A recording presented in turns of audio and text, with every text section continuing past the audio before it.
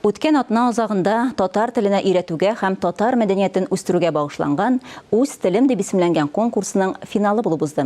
Казан шәһәре мэриясе тарафыннан оештырылган әлеге бәйге турында тәфсилләбрәк сөйләшү өчен без бүген студиягә Казан шәһәре башкарма комитетының тел мәдәният өлкәсендә милли сәясәтне гамәлгә ашыру бүлеге җитәкчесе Айсылу Лерон белән бәйгедә җиңеп чыккан проектның авторы Гөлнур Фахруллинаны чакырдык.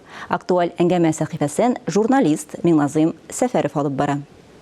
Хайырлы көн Айсылу ханым, хайырлы көн Гөлнур ханым. Хайырлы көн.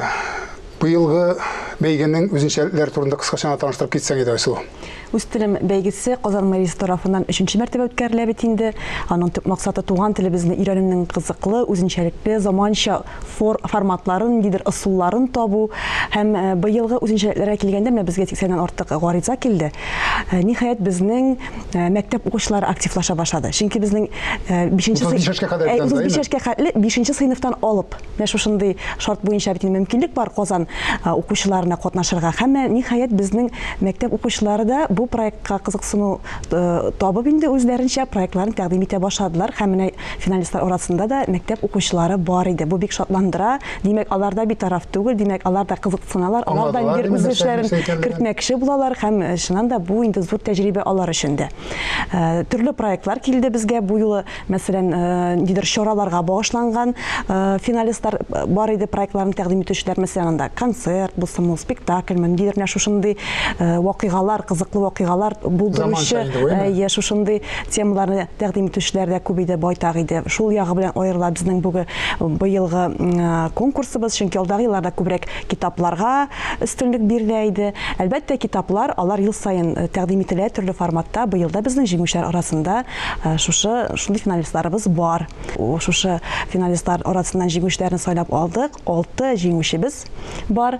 Аларга инде шушы проектларын тормышка ашыру өчен финанс ярдәм күрсәтеләчәк. Ел азагына хәтле алар бу проектларын тормышка ашырырга тиеш булачаклар. Ел азагына кадәр име? Тагын ярты елга түгел, ел азагына кадәр. Ел азагына кадәр һәм инде киләсе ел башында без яңадан жюри әгъзаларында җыеп, масса күләм мәгълүмат чаралары вәкилләрен җыеп, шушы проектларны инде әзер проектларны тәкъдим итәчәкбез. Менә таныштырачакбыз, кулланыгыз, файдаланыгыз, барыгыз, карагыз дигән шикелле менә шушындый әле безнең тагын бер чарабыз көтелә. Тамашачылар аңлаганнардыр инде, безнең ике ханымның берсе, җиңүчеләрнең берсе дип аңларга кирәкме? Гөлнур ханым. Микробиологның исәнме микроб дип әйтүе инде ул гайри табигый хәл түгел шикеллеме? Шулай да нәрсәсе белән алдырдыгыз жюри әгъзаларын? Үзегезнең проектны яклаганда. Үз телем бәйгесендә катнашу өчен менә минем 3 төп сәбәп бар иде. Беренче исә ул Татарстан китап нәшриятьләрендә дә, Татарстан китап кибетләрендә татар телендә фәнни популяр басмалар аз диярлек. Без шундый заманда яшибез, көн саен да диярлек безнең фәнни ачышлар була. Ләкин татар телендә балаларга, микробларга кагылышлы бер китап та юк. Бу бер сәбәп икән. Икенче сәбәп ул балаларның микроблар турында кызыксынуы. Менә үз телем бәйгесе кысаларында мин социаль челтәрләрдә сораштыру да уздырган идем. Балалар әти-әнисенә, якыннарына микроблар турында күп төрле сораулар яудыра икән. Мәсәлән, микроблар нәрсәгә охшаган, микроб ни өчен кирәк, шундый кебек сораулар. Балалар кызыксынар, димәк икән, китапка да ихтыяҗ бар. Һәм өченче сәбәп ул балаларның күбесе микроблардан курка. Алар фикеренчә, микроблар бары тик зарарлы дигән фикердә, файдалы микроблар турында белеп бетермиләр дә. Бу мине инде микробиолог буларак горләндерде дә, һәм үз телем бәйгесендә менә катнашу өчен этәргеч тә булды. Минем менә бу кечкенә генә микроблар дөньясы турында аларның файдалы якларын күрсәтәсе, аларны танытасы килде. Татар баласына да менә андый китап кирәк дигән фикер туды.